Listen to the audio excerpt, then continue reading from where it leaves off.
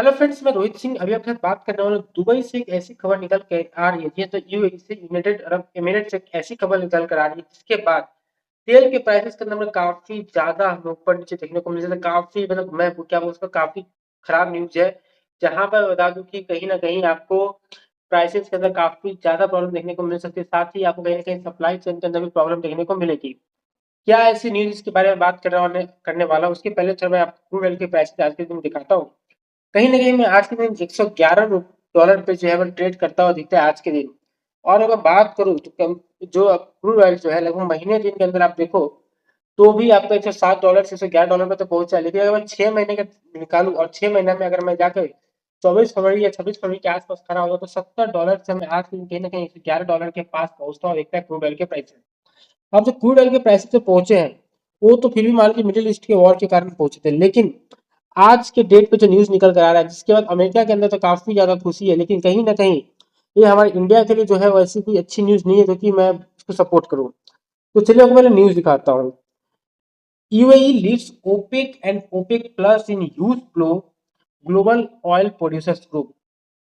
जी हाँ दोस्तों, यूएई ने यूनाइटेड अरब अरब एमिरेट्स ने ओपीईसी, ठीक है, organisation of petroleum exporting countries, जहां पर जितने भी जो भी पेट्रोल एक्सपोर्ट करते हैं जितने भी कंट्री वो सारे के सारे इसके अंदर होते हैं। और इनका एक ग्रुप होता है कि कितना तेल निकालना है, ओके, कितना क्रूड ऑयल जो है वो प्रोडक्शन करना है, किस प्राइस में एक्सपोर्ट करना है और किनको एक्सपोर्ट करना है। ओके, ये सारा चीज का सप्लाई इनका जो है इनका मेन फंडा होता है। लेकिन कहीं ना कहीं ये जो वॉर हुआ मिडिल ईस्ट के अंदर इसके कारण ही जो है इन्होंने छोड़ा। क्यों छोड़ा है इसके बारे में आगे बात करते हैं, क्या इम्पैक्ट पड़ने वाला है इसके बारे में बात करते हैं। तो सबसे पहले आर्टिकल को अगर पढ़े तो United Arab Emirates said that Tuesday it quit OPEC and OPEC Plus, dealing a heavy blow to the oil exporting groups and their de facto leader.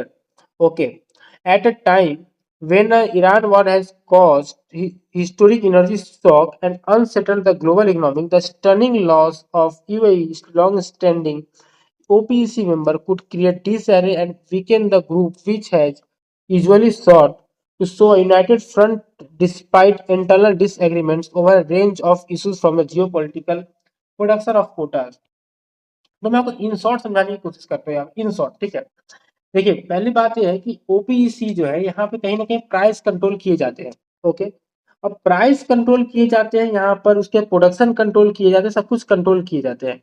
अब आप ये सोच रहे हैं कि ये तो ठीक है, एक कंट्री निकल गया तो जो बाकी कंट्रीज है उस ग्रुप के अंदर है। नहीं, बात है यहाँ पर ये नहीं है। बात ऐसी है कि मान लीजिए कि सारे कंट्रीज मिलकर जो है वो $30 पे, मान लीजिए कि एक वो पर बैरल जो सेल कर रहा है। अब यूएई इस ग्रुप से निकल जाता है। यूएई एक बड़ा एक्सपोर्टर है। जी हाँ, यूएई एक बड़ा एक्सपोर्टर है। तो कहीं ना कहीं यूएई ने क्या किया, उनके जो बाकी दो देशों के जो कस्टमर उनको तोड़ने के लिए उसने क्या बोला, ठीक है मैं $28 पर बैरल पे मैं बेचूंगा। और कहीं ना कहीं इन्होंने क्या किया, कस्टमर ब्रेक किया। कंपटीशन किसके अंदर काफी ज्यादा प्रॉब्लम क्रिएट करने लगा।